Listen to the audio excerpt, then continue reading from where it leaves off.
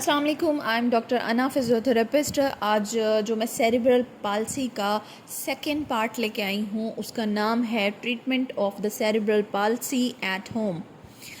Cerebral palsy जो CP child हैं उनको हम घर में कैसे ट्रीट कर सकते हैं।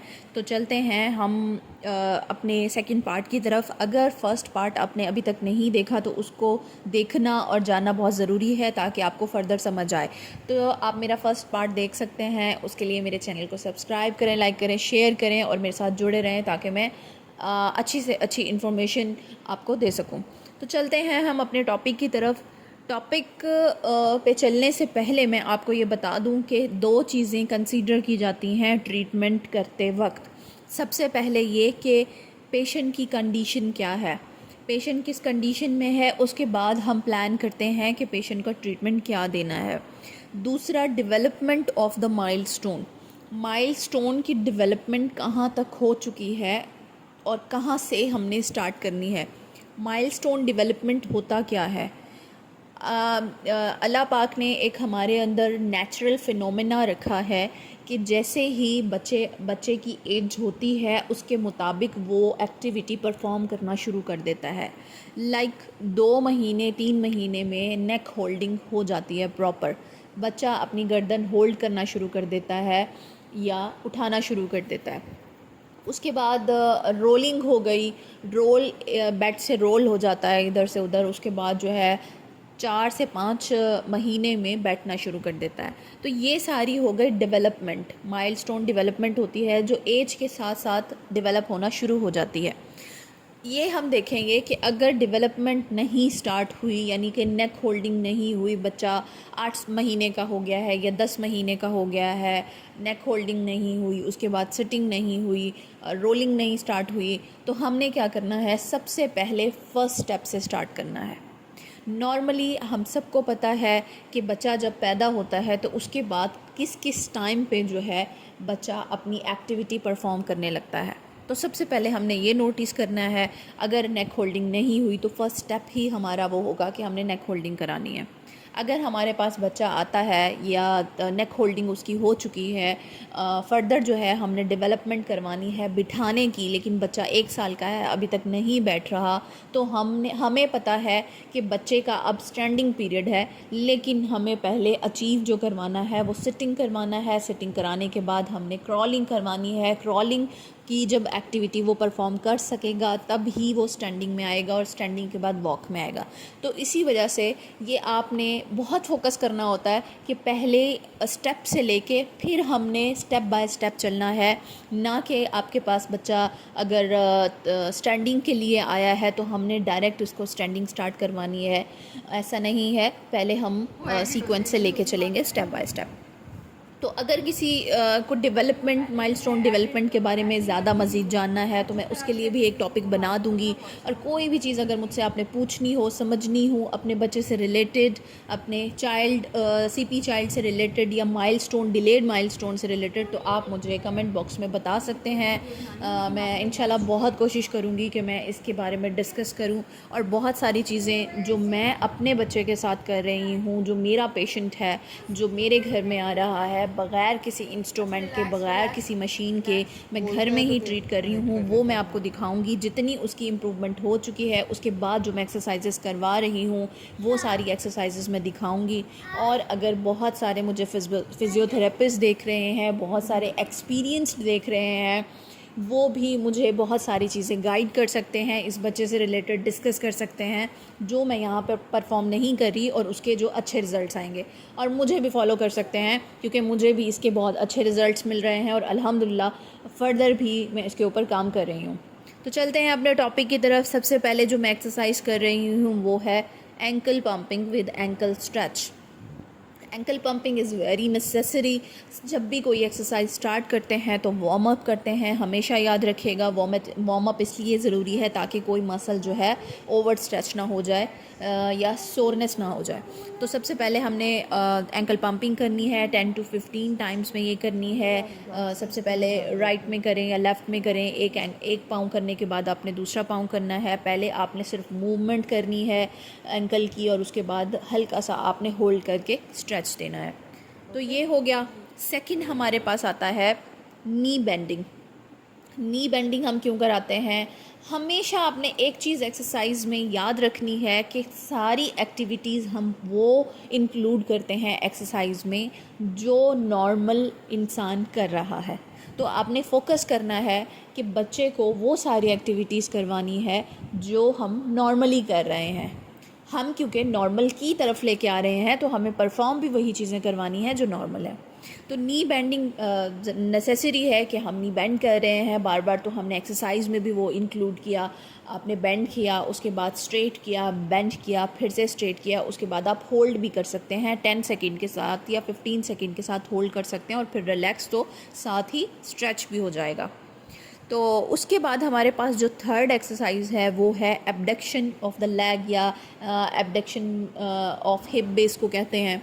तो आपने क्या करना है, दोनों टांगों को खोलने वाली एक्सरसाइज करनी है। वो क्यों करनी है? ये बहुत ही ज़्यादा सीपी चाइल्ड में नेसेसरी है, इम्पॉर्टेंट एक्सरसाइज है, क्योंकि हमारे जो बच्चे के जो लेग्स के दरमियान की जो टांगों के मसल्स हैं वो बहुत ज़्यादा टाइट होते हैं, जिसकी वजह से वो क्रॉस लेग करके चलता है। सीपी चाइल्ड में अक्सर ऐसा होता है कि वो क्रॉस लेग करता है और फिर चलता है, या लेटे हुए भी वो क्रॉस कर लेता है लेग्स को।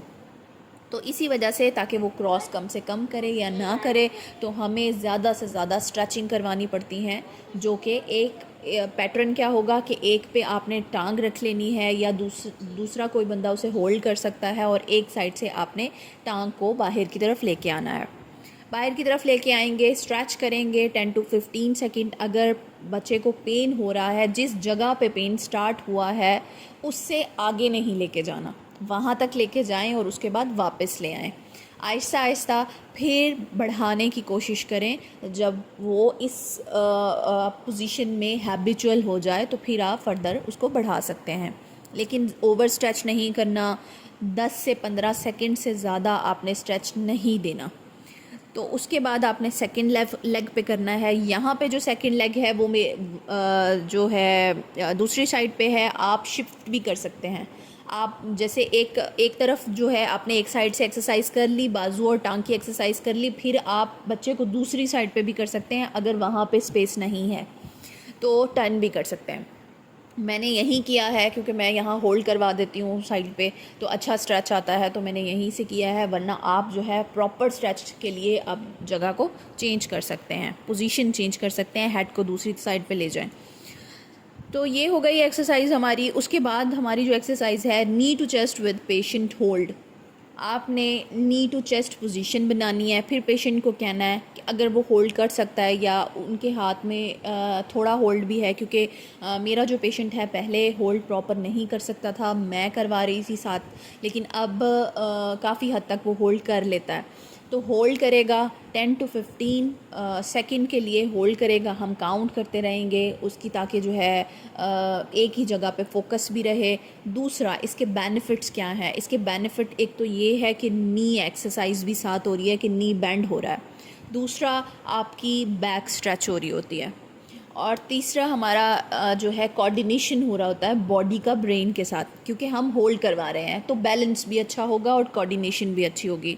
तो फिर हम बाद में, ये जो बच्चा है ज़्यादातर जो है स्ट्रेट करता है लेग्स को ना, अचानक से स्ट्रेट करता है, लेकिन अब थोड़ा बहुत इसमें होल्ड आ गया, जिसकी वजह से मैं बार बार जब इसे डाउन बोलती हूँ तो वो डाउन लेग लेके जा रहा है, डाउन। ये इस लिहाज से कंट्रोल अच्छा होता है। तो ये कंट्रोल के लिए है। और उसके बाद हमारी जो फिफ्थ एक्सरसाइज है वो है ब्रिजिंग एक्सरसाइज। ब्रिजिंग एक्सरसाइज बहुत ज़रूरी है इन बच्चों के लिए जो सिटिंग नहीं कर पाते, स्टैंडिंग नहीं कर पाते, क्योंकि इससे जो है हमारे बैक मसल स्ट्रॉन्ग होते हैं, हमारे कोर मसल स्ट्रॉन्ग होते हैं, उसके साथ साथ हमारे पेल्विस के जो मसल्स हैं वो भी स्ट्रॉन्ग होते हैं। और पेल्विस मसल के स्ट्रॉन्ग होना बहुत ज़रूरी है, ताकि पेल्विस कंट्रोल हो और फिर हम बच्चे को वॉक करा सकें। तो ये कराना बहुत नेसेसरी है। तो ये आप पहले जो है 15 होल्ड के साथ करा सकते हैं या 10 होल्ड्स के साथ करा सकते हैं। यानी कि आपने होल्ड करवाया और उसके बाद जो है 10 तक काउंट किया, ये बहुत ज़्यादा टाइम से कर रहा है, जिसकी वजह से काफ़ी अच्छा होल्ड है ब्रिजिंग का इसमें। लेकिन हमें क्या करना पड़ता है, बार बार इंस्ट्रक्ट करना पड़ता है बच्चे को, या फिर थोड़ी सी सपोर्ट नीचे से देनी पड़ती है। अगर इनिशियल कंडीशन में है, बच्चा नहीं कर सकता, तो हम यही पोजीशन बनाएंगे और ख़ुद से ऊपर की तरफ उठाएंगे और होल्ड करके रखेंगे और फिर लेके जाएंगे। तो आहिस्ता आहिस्ता थोड़ी स्ट्रेंथनिंग हो जाएगी, तो बच्चा खुद होल्ड करना शुरू कर देगा। तो ये हम कराएंगे। उसके बाद जो है हमारी 6 एक्सरसाइज है camel pose with pelvis movement. ये बहुत इंपॉर्टेंट है, रेनफोर्समेंट होती है, इससे पेल्विस आपका अच्छा होता है, कंट्रोल आता है बॉडी के अंदर, आपका पोस्चर मेंटेन होता है, बहुत सारी इसमें बेनिफिट्स आपको मिलते हैं इस एक्सरसाइज से। तो हम पेल्विस को बार बार मूव करेंगे आगे पीछे, इससे रेनफोर्समेंट होती है। दूसरा, आपके हाथों पे ज़ोर पड़ता है, आपके शोल्डर पे ज़ोर पड़ रहा है, आपने स्ट्रेट रखना है। थोड़ा बच्चा इरिटेट होता है, लेकिन आपने खेल बना लेना है, लाइक गेम के थ्रू आपने ये कराना है, और पीछे से आप बार बार जो है स्विंग मूवमेंट करवाते रहेंगे पेल्विस की। तो ये आपने करवानी है एक्सरसाइज। देन एक्सरसाइज हमारी आती है बैक एक्सटेंशन। अच्छा, मोस्टली जो है जो फॉलो कर रहे होते हैं थेरेपिस्ट, या फिर जो है बहुत सारे थेरेपिस्ट जैसे घर में बता देते हैं, तो फिर वो जो है कंटिन्यूस ब्रिजिंग करते रहते हैं। ब्रिजिंग के साथ हमारी एक्सटेंशन बहुत ज़रूरी है, क्योंकि हमारा ज़्यादातर हमारे बच्चों का जो सीपी चाइल्ड होते हैं, उनका एक्सटेंशन जो पैटर्न होता है वो बहुत ख़राब होता है। क्यों ख़राब होता है? क्योंकि जो थोरेसिक है वो बैठ नहीं सकते हैं, तो ज़्यादातर सपोर्ट हमारे थोरेसिक पे देते हैं पूरी, क्योंकि बैक हमारी जो लंबर स्पाइन है, जो पेल्विस है, वो कंट्रोल नहीं होता, तो वो बिल्कुल झुक के बैठते हैं, और सारा जो प्रेशर होता है वो हमारे थोरेसिक रीजन पे पड़ता है, यानी कि जो अपर बैक पे पड़ता है। इसीलिए हम प्रोन पोजीशन में लिटा के, उल्टा लिटा के बच्चे को ऊपर की तरफ उठाने का बोलते हैं। अगर वो ख़ुद परफॉर्म कर सकता है तो वेल एंड गुड है, क्योंकि उसके हाथों पे ज़ोर पड़ेगा तो हाथों की मूवमेंट्स अच्छी होगी। मैं इसलिए भी कराती हूँ क्योंकि हाथों की मूवमेंट ताकि अच्छी हो। दूसरा ये है कि बैक की, मुझे जहाँ तक अपने पेशेंट में लग रहा है कि वो ब्रिजिंग करने के बाद बैक तो थोड़ी सी स्ट्रॉन्ग हुई है, उसके साथ साथ ये है कि ऑपोजिट नहीं हो पा रहा। ब्रिजिंग का ऑपोजिट होता है एक्सटेंशन नहीं कर पा रहा, या किया नहीं उसने कभी, तो इसकी वजह से जो है बैक बहुत स्लाउच हो गई है, बहुत ढीली हो गई है। तो आपने क्या करना है, एक्सटेंशन करानी है, ताकि आपके जो और मसल्स हैं वो भी स्ट्रॉन्ग हों और स्ट्रेच हों। ठीक है, ये आपने कराना है। उसके बाद जो है lying to sit without support. मैं अब क्या कर रही हूँ कि बच्चे को बहुत ज़्यादा सपोर्ट की नीड होती थी। हर वक्त उसको ये लगता था कि मैं गिर जाऊँगा, मुझे सपोर्ट चाहिए। तो उसने उठना नहीं है, लेट के बैठना नहीं है, क्योंकि वो उसको सपोर्ट की बहुत ज़्यादा आदत होती है। तो हमारा माइंडसेट उसका सही करने के लिए या इंडिपेंडेंट करने के लिए जो मैंने यहाँ पे चीज़ की है, मैंने बार बार मैं कहती रहती हूँ, बच्चे को कमांड देती रहती हूँ कि नहीं, आप अपने हाथ को साइड पे रखें और हाथ की सपोर्ट से आपने उठना है, हाथ की सपोर्ट से आपने उठना है। तो अल्हम्दुलिल्लाह अब काफ़ी हद तक जो है वो अपनी सपोर्ट से उठने लगा है और उसके बाद बैठने लगा है। तो मैं ऐसे ही सपोर्ट के साथ साथ, अगर बिल्कुल जो है नहीं कर पा रहा या उसको मिनिमम सपोर्ट चाहिए, तो मिनिमम सपोर्ट देते हुए मैं जो है उसको इनकरेज करती हूँ कि आपने ख़ुद उठना है, ताकि जो है उनके माइंड में ये चीज़ आए कि आप ये चीज़ कर सकते हैं मिनिमम सपोर्ट से या विदाउट सपोर्ट से। उसके बाद जो मेरा सेकंड एक्सरसाइज होती है वो है sit to stand. Sit to stand में ये है कि आपके स्टैंडिंग के जो मसल्स हैं, आपके जो फ्लेक्सर्स हैं, वो इम्प्रूव होते हैं, एक्सटेंशन मसल्स इम्प्रूव होते हैं। तो सिट टू स्टैंड जो है बहुत इम्पॉर्टेंट है फॉर स्टैंडिंग एक्सरसाइजेस। तो सिट टू स्टैंड में करवाती हूँ, और दरमियान में एक छोटा सा जो है हम पिलो रख लेते हैं, या पिलो मैं रोलर यूज़ करती हूँ।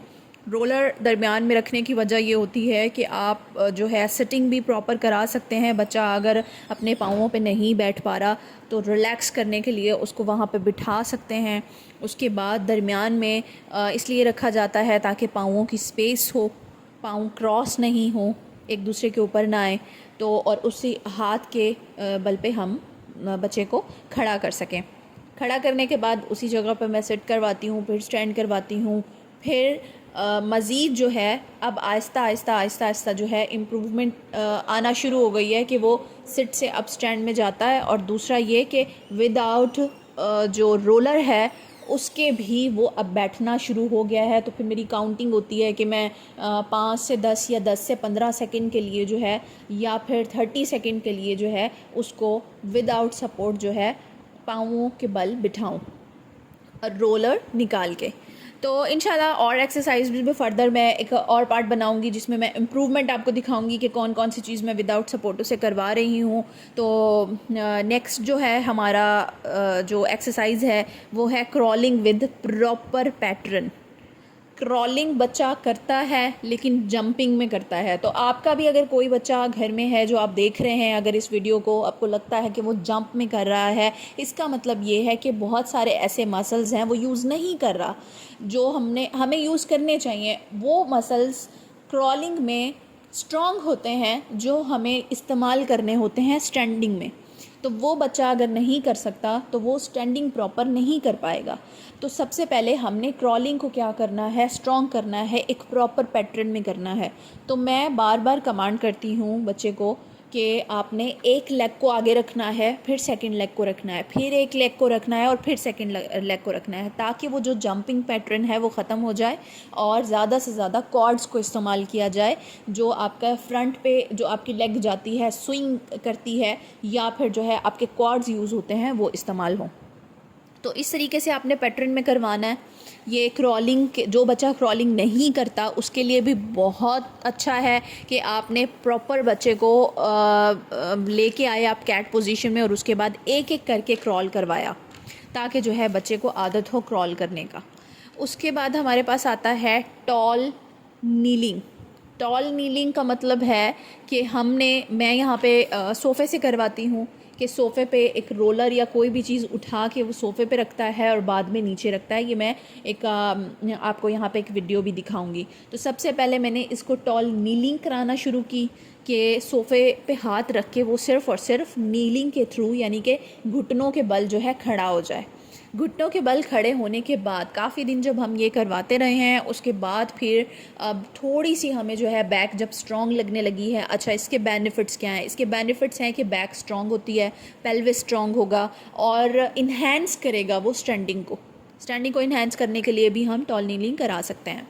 तो ये सारी चीज़ें हो गई। उसके बाद फिर जो दूसरा अब इसका जो नेक्स्ट स्टेप है जो मैं आपको यहाँ पे भी दिखा रही हूँ, तो ये है कि आपने इंडिपेंडेंटली बच्चे को इनकरेज किया कि ये चीज़ उठाए, ऊपर रखे और उसके बाद नीचे। तो इससे पता चलता है कि बैक अब थोड़ी बहुत स्ट्रॉन्ग हो गई है, जिसकी बेसिस पे बच्चा जो है सोफ़े पे कोई चीज़ रख रहा है और उठा रहा है। तो ये एक्सरसाइज है। और उसके बाद हम जो है क्रॉलिंग हमारी हो गई और उसके बाद टॉल नीलिंग हो गई। नीलिंग के बाद जो मैं एक्सरसाइज कराती हूँ वो है वॉक ऑन नीज। नीज़ पे वॉक कराती हूँ कि नीज़ पे वॉक कराने का मकसद भी यही होता है कि बैक स्ट्रॉन्ग हो और जो थाइस के मसल्स हैं यानी कि जो कॉर्ड्स मसल्स हैं वो स्ट्रॉन्ग हो। वो स्ट्रॉन्ग होंगे तो वॉक प्रॉपर बच्चा कर सकेगा।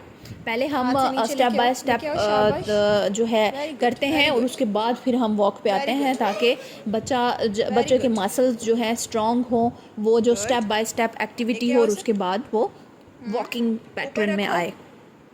देन हमारे पास आती है हाफ नीलिंग। अब हाफ नीलिंग में करवाती हूँ स्टेयर्स पे। 2 स्टेयर्स हैं जो है रूम के बाहर या कहीं भी आपके घर में स्टेयर्स हैं, तो एक स्टेयर पे आप एक पाँव रखें, उधर से होल्ड करें और दूसरा जो है ना नीचे रख लें। तो इससे भी बहुत अच्छी इम्प्रूवमेंट होती है। इससे होता क्या है, पोस्चर अलाइनमेंट बहुत अच्छी होती है, पेल्विस कंट्रोल बहुत अच्छा होता है। पोस्चर अलाइनमेंट होगी, पेल्विस कंट्रोल होगा तो बच्चा इम्प्रूव जल्दी करेगा और वॉक जल्दी करने लगेगा। इसके साथ साथ मैं स्टेप अप स्टेप डाउन भी करती हूँ। यहाँ पे मैंने उसकी वीडियो नहीं डाली है, लेकिन जो है दोनों तरफ साइड पे बैठ के, क्योंकि इसमें मैक्सिमम सपोर्ट चाहिए होती है बच्चे को जिसके पेल्विस जो है स्ट्रॉन्ग नहीं होता। तो स्टेप अप स्टेप डाउन करवाएं, वो भी बेस्ट है, बहुत अच्छा है। साथ जो है 2 लोग मिलके इसको करवा सकते हैं। उसके बाद है वॉक विद पेल्विस सपोर्ट। अच्छा, अब जो है बहुत सारे लोग ब्रेस के तौर पे करते हैं। मैं सजेस्ट करूँगी कि अगर क्योंकि अभी बच्चे के पास कोई फुट जो है ब्रेस नहीं है, ठीक है, KFOs या AFOs जो है नहीं है। ज़्यादातर AFOs अगर यूज़ किए जाएं इस एक्टिविटीज़ में तो वेल एंड गुड है, बहुत ज़बरदस्त है। किसी के पास है तो वो पहनाएं, साथ जॉगर्स पहनाएं ताकि जो है एंकल पे प्रॉपर वेट आ सके और ये सारी एक्टिविटीज़ बहुत अच्छे से हो सकें।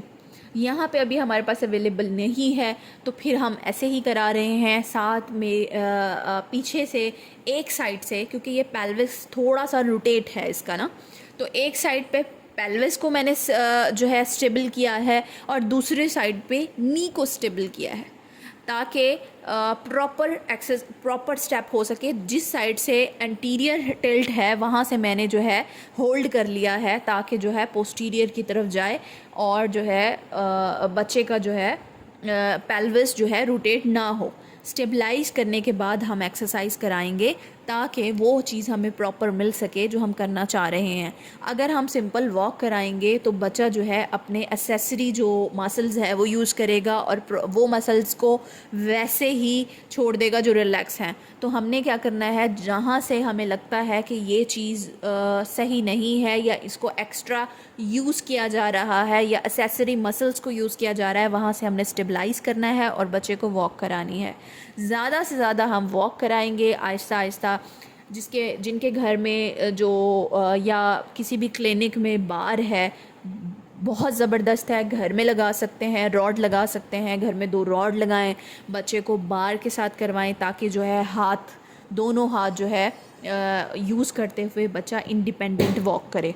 तो ये सारी चीज़ें जो है आपने करानी है। मैं सिर्फ आपको ये बता रही हूँ कि आपने किस तरीके से घर में एक्सरसाइज बच्चे को करा सकते हैं without any instrument, without any machines. कोई भी चीज़ आप ऑल्टरनेट कर सकते हैं। बहुत सारी चीज़ों को आपके पास अवेलेबल हैं तो आप ज़रूर करें। पिनेट बॉल हो गई आपके पास, जो जिम बॉल होगी। इंशाल्लाह मैं आपको बहुत सारे ऐसे ऑल्टरनेट तरीके बताऊंगी जो आप घर में भी एक्सरसाइजेस करवा सकते हैं बच्चे को उस तरीके से। तो अब तक के लिए मुझे इजाज़त दें, फिर इंशाल्लाह मैं मिलती हूँ एक नेक्स्ट टॉपिक के साथ। लेकिन मुझे बहुत जो मैंने ये सारी एक्सरसाइजेस बताई हैं, अगर उसमें अल्टरनेटिव चाहिए, अगर उसमें कोई हेल्प चाहिए, अगर आपने कोई एक्सपीरियंस किया है जिससे बहुत अच्छे रिज़ल्ट्स मिल सकते हैं तो प्लीज़ काइंडली मुझे ज़रूर बताइएगा और मेरी चीज़ों को भी फॉलो करके देखिएगा, क्योंकि मुझे इसके रिज़ल्ट्स मिले हैं तो इंशाल्लाह आपको भी मिलेंगे। और कोई भी ऐसी कंडीशन हो जो आप अपने बच्चे के लिए पूछना चाहते हैं तो मुझे कमेंट बॉक्स में बता सकते हैं, तो मैं ज़रूर कोशिश करूँगी कि मैं आपके लिए वो वीडियो लेके आऊँ।